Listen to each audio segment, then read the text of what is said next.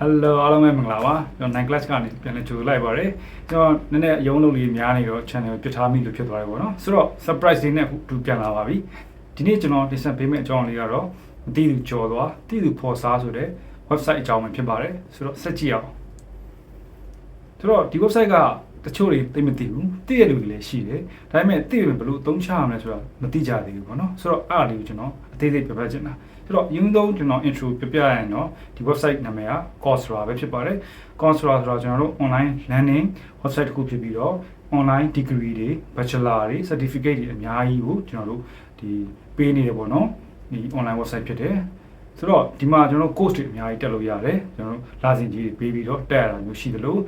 ဒီကျောင်းလာကအပီးပေးပြီးတော့တက်ရတာမျိုးတွေရှိတယ်ပေါ့နော်အစုံပဲဆိုတော့ဒေါ်လာနဲ့ပေးသွင်းရဖြစ်တဲ့အတွက်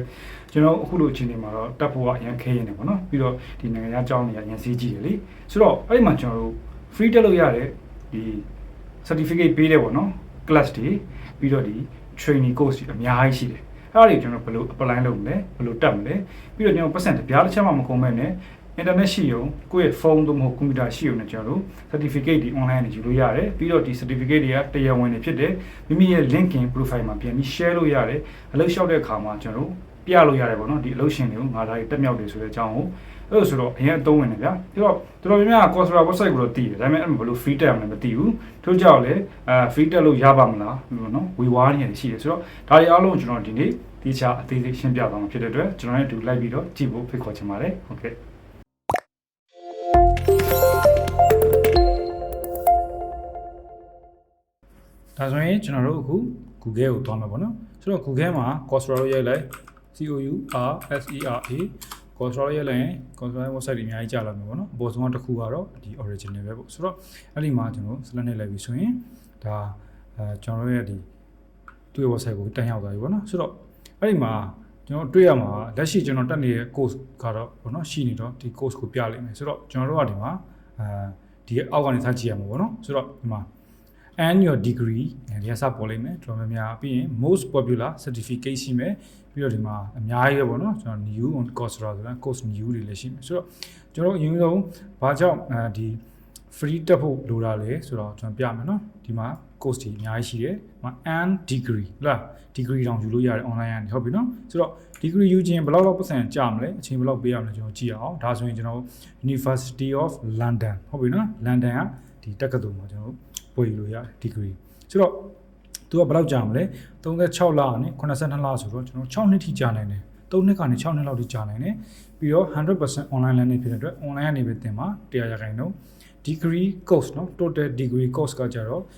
့ကျွန်တော်ယူရို12000ကနေ18000လောက်ထိကြာမယ်เนาะယူရို18000ဆိုရင်ညီမတို့ဘယ်လောက်ရှိမှတွက်ကြည့်လိုက်ဟုတ်ပြီเนาะနည်းနည်းတော့ပတ်စံမဟုတ်ဆိုတော့ဒါမျိုးကျွန်တော်မတက်နိုင်အောင်လေဟုတ်တယ်မလားအားကြောင့်ကျွန်တော်တို့အခုဒီဗီဒီယိုလုပ်ဖြစ်တာနော် free တက်လို့ရတဲ့ course တွေရှိတယ်ဒီ degree တွေတော့ကျွန်တော်တို့ free တက်လို့မရပါဘူးသူတို့ကကြတော့လုံးဝပတ်စံပေးမှရမှာပါဆိုတော့ free တက်လို့ရတဲ့ဒီကျွန်တော် certificate ပေးတဲ့ course တွေအများကြီးရှိတယ်နောက်တော့အပြင် Google ကပေးတာများတယ်ပြီးတော့ကျွန်တော်ထင်တယ်California ကဒီ Irvine ဒီ UCI ပေါ့နော် University of California Irvine ဆိုတဲ့ဒီကျောင်းကနေလည်းcourse တွေအများကြီးပဲပေးထားတယ်ပေါ့နော်ဒီ certificate တွေပေးတဲ့ course တွေရှိတယ်ဆိုတော့သူတို့ကကျွန်တော် free ဘယ်လို apply မယ်ပြီးတော့ free တက်လို့ရမယ်ကျွန်တော်ဘယ်လိုကြည့်မယ်ပြမယ်နော်အရင်ဆုံးလုံးဝမှာကျွန်တော်တို့ account ဒီဝင်ထားဖို့လိုမယ်ဟုတ်ပြီနော်ဆိုတော့ကျွန်တော်တို့ဒီမှာ Coursera မှာ account မရှိသေးရင်ကိုယ့်ရဲ့ Gmail နဲ့အရင်ဆုံး account ဖွင့်ပြီးဝင်လိုက်ပါ login လုပ်ထားပါပြီးရင်တော့ကျွန်တော်ဒီမှာကိုတက်ချင်တဲ့ကိုတစ်ခုခုဝင်ပြီးတော့တက်လို့ရပြီပေါ့နော်ဆိုတော့ကျွန်တော်ဥပမာအနေနဲ့ Google Project Management ကိုကျွန်တော် control click နှိပ်လိုက်မှာနော် control click ဆိုတော့ကျွန်တော်နောက်ထပ် tab အသစ်တစ်ခုနဲ့ဒီ course ကပွင့်သွားမယ်ဆိုတော့ဒီ scope အကြောင်းဒီမှာကြည့်လို့ရပြီနော် project management ဆိုတဲ့အတွက် career တော်တော်များများနဲ့ကြိုက်တယ်ဗျာပြီးတော့သူကbeginner level ဖြစ်လိမ့်မယ်ပြီးတော့6လကြာမယ်ပေါ့နော်ဆိုတော့6လဆိုတော့ဒီတစ်ပတ်ကို10နာရီလောက်ဒီကျွန်တော်တို့သင်တန်းချိန်ရှိမယ်6လတိတိတက်ရမယ်ဆိုတော့လာတိုင်းဇက်တိုက်တက်သွားလို့လည်းရတယ်ဒါမှမဟုတ်နားပြီးတက်လည်းရတယ်ကိုယ်တစ်ခုပြီးရင်ကျွန်တော်တစ်ခါထပ်ပြီးတော့ application ရှောက်ရတယ်ပေါ့နော်ဆိုတော့ဒါကျွန်တော်ပြီးပြပြမယ်ဒီမှာကျွန်တော်ကြည့်မယ်ဆိုရင် free for enroll for free start November 2ဆိုပြီးတော့ပါလိမ့်မယ်အဲ့တော့တော့မနေနဲ့နော်အဲ့ဒါကျွန်တော်တို့9ရက်ပဲပေးမှာ7 day full access free trial ဟုတ်လား9ရက်ပေးရတယ်ကျွန်တော်တို့ပတ်စံပေးတောင်းတော့မှာအဲ့တော့ပတ်စံမပေးနိုင်တန်တိုင်းဖြစ်နေလိမ့်မယ်ကျွန်တော် course ကအဲ့တော့တော့မနေနဲ့ဟုတ်ပြီနော်ဆိုတော့ဒီ course အကြောင်းကိုသိချင်ရင်ကျွန်တော်တို့ဒီမှာအောက်မှာဆက်ဆင်းသွားလိုက်ဘာရှိလဲဆိုတော့ဒီမှာဟုတ်လား 6 course series နော် 6ပိုင်းရှိမယ်ကျွန်တော်တို့တစ်ကနေ6ထိမှာကျွန်တော်ဘာတွေပါမလဲဒီမြားလေးနေပြီးအသေးသေးကြည့်လို့ရတယ်ဟုတ်ပြီနော် describe project management skills roles and responsibilities across a variety of industries ဟုတ်ပြီနော်ဆိုတော့တော်တော်လေးကောင်းတယ်စနစ်ကျတယ်တခြားလိုက်လို့ရတယ်ပေါ့နော် for sure မရပါဘူးကျွန်တော်အတီလုပ်ပြီးတော့အတီဖြေရပါတယ်စာတယ်ပြီးရင် peer to peer ကျွန်တော်တို့ဒီ review တွေရှိတယ်ပေါ့နော် peer to peer ဆိုတော့ဒီမှာကျွန်တော်တို့ဒီ course ကိုတက်နေတဲ့လူအချင်းချင်းပြန်ပြီးတော့revise ပေးတာပြန်ပြီးတော့ပေါ့နော် check in လုပ်တာတွေအဲ့လိုမျိုးပြီးတော့အမှတ်ပေးတာတွေရှိတယ်ပေါ့နော် system တွေအရင်ကောင်းတယ်ဆိုတော့ကိုယ့်ဘောကိုတန်းပြီးတော့အလွတ်ချက်ပြီးအလွတ်ဖြေအောင်လည်းမရဘူးကိုလှုပ်ထားတာတွေကတကယ်အဆင်ပြေလားဘောင်းဝင်လားသူတို့ပြင်ကြည့်တယ်ပေါ့နော်ဆိုတော့သူများဥစ္စာလေးကိုကြည့်ပြီးတော့ဒီ comment ပေးရတယ် revise ပေးရတယ်ပေါ့နော်ဆိုတော့အဲ့နဲ့ career certificate တို့ဒီမှာရှိရသလားကျွန်တော်ဒါမျိုးဒီ certificate ရမှာပေါ့နော်ဒါအဆန်းပြတာလားတကယ်တမ်းကျွန်တော်အောင်သွားရင် certificate တစ်ခုရမယ်ဆိုတော့ဒီ certificate တွေအသုံးဝင်လားဆိုတော့အားလုံးသိတဲ့အတိုင်းပဲ Google ရဲ့ပေးတာလေအသုံးဝင်တာအကြောင်းမရှိဘူးဟုတ်ပြီနော်ဆိုတော့အသုံးဝင်တယ်ကျွန်တော်တို့ပြီးတော့အသုံးဝင်ဆိုတော့ကျွန်တော်တို့သင်ပေးတဲ့ပညာရပ်တွေကအရင်ကောင်းတယ်အရင် system ကြားတယ်ဆိုတော့ကျွန်တော်တို့ဘဝအတွက်အရင်အထောက်အကူဖြစ်တယ်ပေါ့နော်ဆိုတော့ free ဘယ်လိုရှောက်မလဲဒီအပိုင်းအောင်ရောက်လာပြီဆိုတော့ဒီမှာ financial aid available ဆိုရင်ဒါဒီ course ကဒီ free တက်လို့ရတယ်ပေါ့နော်ကျွန်တော်တို့ဒီ application ရှောက်ပြီးတော့ဟုတ်ပြီနော်ဆိုတော့တခြား course တွေအဲ့လိုတက်လို့ရလားဆိုရင်ရတယ်ဒီမှာ IBM data science ဆိုရင်ဒါ IBM ပေးဟုတ်တယ်နော် IBM ဆိုတော့နာမည်ကြီးဒီ computer company လေးအရင်တော့အခုဆိုရင်တော့တခြားအဲ့ဒါပဲလုပ်နေပြီပေါ့နော်ဆိုတော့သူတို့ဆိုလည်းဒီမှာသူလား financial aid available ဆိုရင်ဒီ course ကိုလည်းကျွန်တော်တို့ free တက်လို့ရတယ်ဒီပတ်စံမရှိဘူးဆိုပြီးတော့ပေါ့နော်အဲ့ဒါဆိုတော့ဒီမှာအများကြီးပဲ learn English နော် beginner grammar ပြီးတော့ present progressive ဘာညာပေါ့နော်ဆိုတော့ဒီ University of California Irvine ကလည်းအများကြီးပဲ course တွေရှိတယ်ဆိုတော့တခြား course တွေကျွန်တော်ရှာလို့ရသေးလားရတာပေါ့ဟုတ်တယ်မကြည့်လိုက် marketing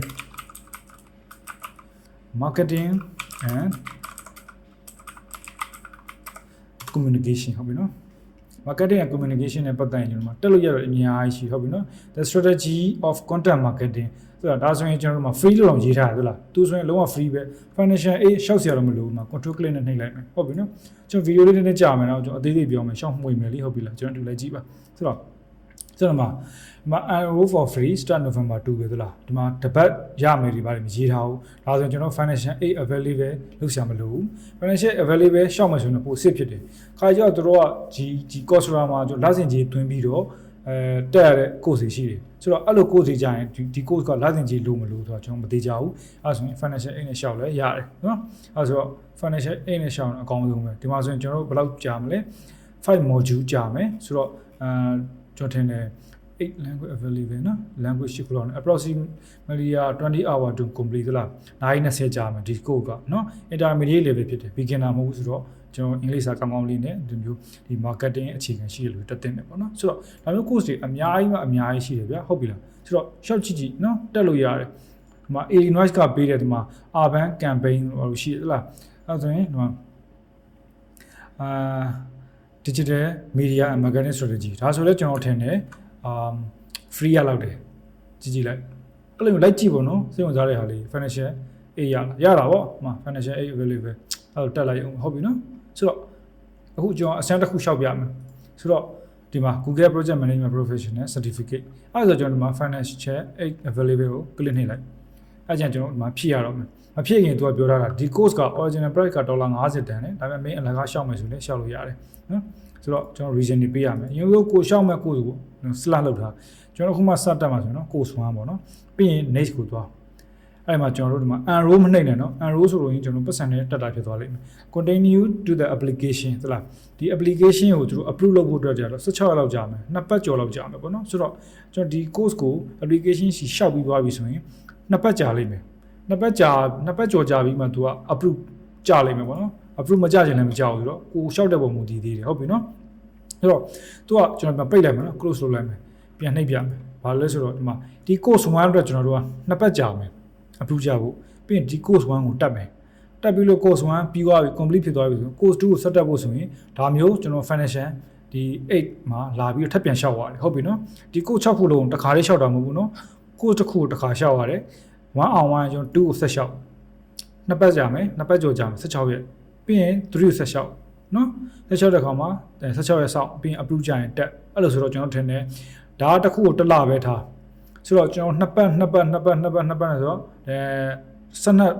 12ပတ်လောက်ကြာမယ်ပေါ့နော်12ပတ်ဆိုတော့3လလောက်ထပ်ကြာမယ် 3လရဲ့ဒီ6လပေါ့9လလောက်ကြာမယ်ဒီ course ခုပြီးဖို့ဟုတ်ပြီနော်ဒါ average ကျွန်တော် course တစ်ခုကိုတစ်လမကြာဘူးကျွန်တော်နှစ်ပတ်နဲ့အပြတ်တက်မယ်ဆိုလည်းတက်ရတယ်ကိုတကယ်တက်ကြွမှုပဲလို့ဟုတ်ပြီနော်ကျွန်တော် next ကိုနှိပ်မယ် continue to the application ဒါပြန်ကျွန်တော်တို့အခု form ဖြည့်ရပြီဆိုတော့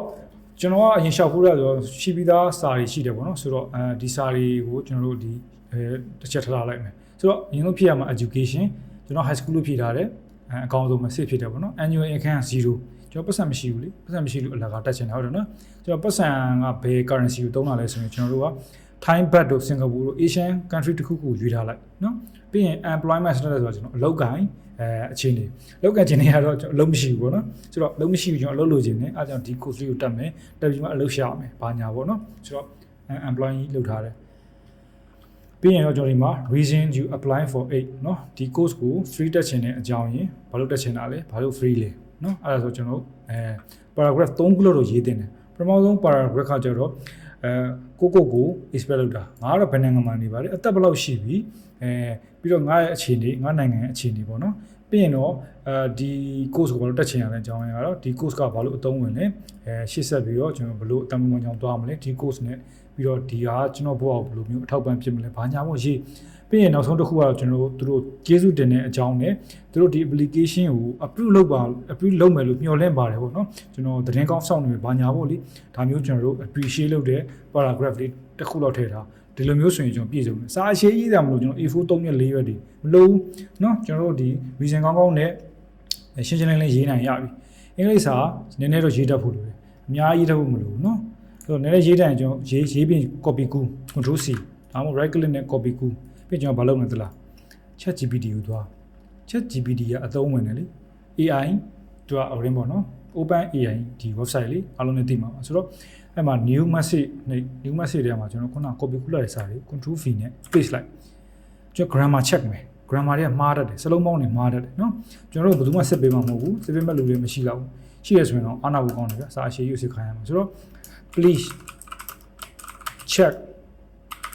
the grammar and what construction เนาะ please check the grammar and what construction เนาะgrammar နဲ့ဒီစလုံးဝါကျတိဆောက်ပုံတွေကိုတစ်ချက်ချက်ပေးပါဆိုပြီး enter နဲ့လိုက်အဲဆိုရင် chat GPT ကကျွန်တော်တို့ရဲ့ဒီရေးထားတဲ့စာတွေကို grammar ကိုမှန်အောင်ပြင်ပေးတဲ့အပြင်စလုံးတွေကိုပို့ပြီးတော့ကောင်းအောင်ပို့ပြီးတော့အဓိပ္ပာယ်ရှိအောင် strong ဖြစ်အောင်ပေါ့နော်ဆိုပြန်စီပေးတယ်အဲ့ဒါဆိုတော့ကျွန်တော်တိုင်းပြီး copy မကူနဲ့နော်စာနဲ့ဖတ်တိုင်းပတ်တတ်တယ်အရင်ဆုံးသူကကျွန်တော်တို့နာမည်ဘာညာ hello ဘာညာနဲ့ပြောမယ်ပြီးရင်ဒီမှာဒီစာတွေငါတို့စီပေးထားတယ်ဆိုတဲ့အကြောင်းပြောမယ်အဲ့အောက်ကမှဒီမှာ he is the revised revision a revised version of your message will improve ဘာညာ blah blah ဆိုတော့အဲ့တော့ဒီအောက်ကနေကျွန်တော်စမယ်နော် hello ဘာညာဆိုပြီးနှုတ်ဆက်တဲ့စာကနေကျွန်တော် consider one request လားကိုရေးထားတဲ့စာရဲ့နောက်ဆုံးတော့ check ကြည့်နော်အဲ့တော့ကိုရေးရတာက thanks တီးသွားမယ်ဆိုတော့ကျွန်တော်ဒီထိကြားပြောရရှင်နော် copy ကူးလို့ရပြီဟုတ်ပြီနော်ဟမ်လားကျွန်တော်တို့ကဒီမှာthank you လို့ရေးထားတဲ့နေရာမှာ तू ကကျွန်တော်တို့နောက်ဆုံးမှာ thank you လို့ရေးထားရလေ तू အဲ့ဒါကိုဘယ်လိုရေးလဲ thank you for considering my request ဟုတ်လား तू ရေးတာပိုပြီး professional ဆန်တယ်ပိုကောင်းတယ်ဟုတ်ပြီနော်ဆိုတော့အဲ့ဒါကိုကျွန်တော် copy ကူးလိုက်မယ်ပိုမကူးနဲ့လိုလည်းမလိုနဲ့နော်တခြား use site ပါပြီးရင် right click copy လေးရတယ် control C လေးရပြီးရင်ဒီဘက်ကကျွန်တော် website ကိုပြန်လာဒီစာတွေအကုန်လုံးပြန်ဖြတ်လို့ရတယ် bus page နဲ့ဒီမှာရေးမှမဟုတ်ဘူးเนาะကျွန်တော်တို့အပြင်က note ထဲမှာသွားရေးပြီး copy paste လုပ်လဲရတယ်။ control V နဲ့လိုက်မယ် paste ။ဒါဆိုရင်ကျွန်တော်တို့ဒီစာကလုံးဝအချောတက်ပြီးသားစာ chat GPT ကနေပြီးတော့ပြန်ပြီးတော့ refine လုပ်ပြီးတော့ဆိုတော့ကောင်းတယ်။ဆိုတော့ဒါဆိုရင်ကျွန်တော်ဒီမှာ I have reviewed my information and everything is up to date ဟုတ်ပြီเนาะ။ဒါကိုမှတ်ချစ်ပေးလိုက်ရင်ကျွန်တော် next ကိုနေလို့ရတယ်။ဆိုတော့ခုနလိုပဲကျွန်တော်တို့ reason နှစ်ခါရေးရတယ်။ဒီမှာကျတော့ကျွန်တော်နောက်တစ်ဆင့်ပေါ့เนาะ step 2အဲ့မှာကျတော့ဒီမှာကျွန်တော် how much can you pay for your selected course ဆိုတော့အခုရွေးထားတဲ့ course ကိုမင်းဘယ်လောက်ပေးပြီးတက်ချင်လဲ$45ဒေါ်လာ50မပေးနိုင်ဘူးဟုတ်ပြီရတယ်ဒါမျိုးဘယ်လောက်ပေးနိုင်လဲဆိုတော့ဒါမျိုးလာတပြားမှပေးနိုင်ဘူးဟုတ်ပြီနော်ပတ်သက်မရှိဘူးလေကျွန်တော်အလုပ်လည်းမရှိဘူးဟုတ်ပြီနော် income လည်းမရှိဘူးအဲ့တော့တပြားမှပေးနိုင်ဘူးရတယ်တက်လို့ရတယ်ဆိုတော့ပေးချင်လည်းပေးဖို့နော်အဲ့ဒါကျွန်တော်တို့က employee လို့ထည့်ထားတာဟုတ်တယ်နော် employee တို့ freelance တို့permanent တို့ full time တို့ဆိုရင်ကျွန်တော်နည်းနည်းတော့ပေးရလိမ့်မယ်အဲ့တော့ရစ်လိမ့်မယ်အဲ့တော့ဟုတ်ပြီနော်ကြိုပြီးပြပြထားတာဆိုတော့ how will your selected course help with your goal နော်မင်းအခုယူထားတဲ့ဒီသင်တန်းကမင်းရဲ့ life goal တွေပေါ့နော်မင်းရဲ့ရည်မှန်းချက်တွေပန်းတိုင်တွေကိုဘယ်လိုမျိုးအထောက်အကူပြုမှာလဲ အဲဆိုကျွန်တော်ရေးရပြီစာဟုတ်ပြီနော်အရှည်ကြီးပဲဆိုတော့အရှည်ကြီးတဲ့ဆိုတာဗျ paragraph 3ခုပေါ့နော်စာ10ကြောင်း12ကြောင်းလောက်ရေးပေါ့နော်ဆိုတော့ကျွန်တော်တို့ခုနစာတွေကိုတစ်ချက်ပြန်ပြီးတော့ paste ချလိုက်မယ်ဗျာဒါဒီလို paste လို့တော့မရဘူးเนาะအမှန်တမ်းပြောရင်အဓိပ္ပာယ်မတူဘူးဒါကျွန်တော်အခုနမူနာပြတာကိုယ့်ဘက်ကိုရေးရမှာเนาะကျွန်တော်ဒီမှာမရေးပြတော့ဆိုကြာမှာဆိုလို့ဗီဒီယိုလေးပြီးရင်ကျွန်တော်ဟောဒီမှာစာကိုခုနလိုပဲ ChatGPT နဲ့တော့ပြန်စစ်ပြီးသွားရင်ဒီမှာကျွန်တော်ရပြီဆိုတော့ဒီမှာ I am sharing your information on my application ဆိုလားငါတို့အချက်တွေမှန်မှန်ကန်ကန်နဲ့ဖြည့်ထားတာဖြစ်တယ်ပေါ့เนาะတကယ်အမှန်တယ်ပေါ့ဆိုတဲ့အကြောင်းဖြည့်ထားတာဖြစ်တယ်ဆိုပြီးအမှတ်ချက်ပြီးရင် I commit to finishing my Coursera codeဒီ Coursera code ကိုပြီးတဲ့ထိတက်ပါမယ်ဆိုပြီးတော့ကျွန်တော်တို့လက်မှတ်ထိုးတဲ့သဘောပေါ့နော်လက်မှတ်ထိုးရတော့မဟုတ်ဘူးပြီးရင်ကျွန်တော်အောက်ဆုံးမှာplease type the following sentence ဆိုတာ I agree to the terms above လားဒီအပေါ်ကဒီ terms and condition နှစ်ခုမှာသဘောတူတယ် agree ဖြစ်ပါတယ်ဆိုတဲ့အကြောင်းစာရရမယ် I agree to the term above စလုံးပေါင်းလုံးဝ exactly အကြီးသေးရဆိုတာတူမှရမယ်နော် full stop မပါဘူးပြီးရင်တော့ am နဲ့ robot အမှတ်ချက်ပြီးရင်တော့ကျွန်တော်တို့ review ကိုနှိပ်လိုက်ပြီဆိုရင်သူက application ကိုGoogle ကိုပို့လိုက်ပြီအဲကြရင်ကျွန်တော်တို့ box လေးနဲ့ပြလိုက်မယ်main application ရှောက်ထားတာပြီးပါပြီဘာညာပြီးရင် email ကိုကျွန်တော်တို့ဝင်လာလိုက်မယ်နော်သူ့ရဲ့ email ဆိုတော့ Coursera ကနေ email ပြန်ဝင်လာလိုက်မယ် Google ကနေမင်းလျှောက်တဲ့ application ရောက်ပါတယ်အဲရောက်တဲ့အတွက်ငါတို့ main application ကိုနှစ်ပတ်16ရက်ပေါ့နော်စောင့်ကြည့်မယ် review လုပ်မယ်ပြီးရင်တော့ပြန်ပြီးတော့တက်လို့ရမရအကြောင်းကြားမယ်ဆိုပြီးဒါပြောလိုက်မယ်အဲကြရင်ကျွန်တော်တို့ approve ဖြစ်ပြီဆိုရင်တက်လို့ရပြီပေါ့နော်ဆိုတော့အဲ့ဒါဆိုရင်ကျွန်တော်တို့တက်လို့ရပြီပေါ့ဆိုတော့ဘယ်လိုမျိုး email နဲ့ reply ပြန်လာလဲဆိုတော့ကျွန်တော်ပြမယ်နော်ကျွန်တော်ကိုဒီ Google ကနေပြီးတော့ပြန်လာတဲ့စာတွေရှိတယ်ပြပေးမယ်ဒီမှာဆိုရင်တွေ့လားကျွန်တော်ဒီ Coursera မှာဒီ Google ရဲ့ UX design ကိုတက်တုံးပါပေါ့နော်ရှောက်ထားတဲ့ဒီ application သူတို့ approve ဖြစ်တဲ့အကြောင်း email ပြန်ပို့တာဒီလိုမျိုး email ပြန်ဝင်လာပြီကျွန်တော်တို့မှာ go to course ကိုနှိပ်ပြီးတော့တွားပြီးတော့တက်လို့ရပြီဟုတ်ပြီနော်အဲဒါဆိုတော့မခတ်တော့ဘူးဒါမျိုးစာလေးရောက်လာပြီဆိုရင်ဒါ free တက်လို့ရပြီ16ရက်လောက်စောင့်ရတယ်ဟုတ်ပြီနော်ဆိုတော့မဖြစ်လေစောင့်လိုက်ပေါ့အဲကြားထဲမှာကျွန်တော်ပြင်ဆင်တာရှိရတယ်ပြင်ဆင်တာကိုယ့်ကိုလည်းဒီ online class တက်ဖို့ rate လုပ်ထားပေါ့နော်ဆိုတော့အဲဒါဆိုရင်အားလုံးအဆင်ပြေပါလိမ့်မယ်ကဲဒါဆိုရင်ကြည့်တင်တော့တည်ပြီလို့ကျွန်တော်ထင်တယ်ဒီမှာ Meta နေပြီးတော့ social media marketing တွေတက်လို့ရတယ်ဒီမှာဆိုရင်တော့ bachelor ကတော့မရနိုင်ဒီမှာ certificate တော့ရနိုင်တယ် certificate လည်းမနေဘူးလေဟုတ်တယ်မလားဆိုတော့ certificate တွေလိုက်ယူပြီးကျွန်တော်တို့အလုပ်လျှောက်ပေါ့နော်ဆိုတော့ဒီကcertificate တွေကအသုံးဝင်ပါတယ်ကျွန်တော် Asian လောက်မှာမဟုတ်ဘူး Europe မှာတော့အသုံးဝင်နိုင်တယ်ဟုတ်တော့အဓိကကျွန်တော် portfolio နဲ့ကိုဘယ်လောက်လုပ်နိုင်လဲဘယ်လောက်ကြိုးစားလဲဆိုတော့သူတို့ပြနိုင်ဖို့ပဲလုပ်တယ်ဆိုတော့ certificate ကလည်းတစ်ဖက်တစ်လမ်းထောက်ပံ့တာပေါ့နော်ဆိုတော့ okay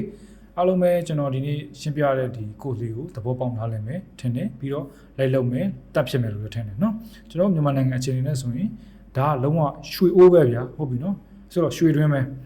ကျွန်တော်တက်ကိုတက်ရမယ်တက်တဲ့တယ်လို့ကျွန်တော်ယုံကြည်တယ်ဖုန်းပေလေးထဲဖုန်းနဲ့တက်လေရတယ်နှစ်ချက်လေးတက်ပြီဟုတ်ပြီနော်ဒါပေမဲ့စိုးတာကသူ့ကို assignment တင်ဖို့လိုတယ်အဲ့ကြရင်တော့ကျွန်တော် assignment တင်တာတွေရှိတယ်အဲ့ကြရင်ကွန်ပျူတာလိုလိမ့်မယ်အဲ့ကြရင်ကွန်ပျူတာဆိုင်အောင်သူကဒါမှမဟုတ်လေ laptop ရှိတဲ့ငွေချင်းတယောက်စီမှာသူကလုပ်ပေါ့နော်ဒါကကျွန်တော်အကြံပေးတာကွန်ပျူတာရှိတယ် laptop ရှိဆိုရင်အကောင့်သုံးမယ်နော်အဲဆိုတော့အားလုံးပဲတက်ပြီးတော့အလုပ်ကောင်းကောင်းတွေလုပ်နိုင်ကြပါစေတက်ပညာတွေအများကြီးရကြပါစေလို့ကျွန်တော်ဒီကနေပြီးတော့ဆူတောင်းပေးနေဒီဗီဒီယိုလေးဆုံးသက်ပါတယ်ဗျာ Okay see you guys bye bye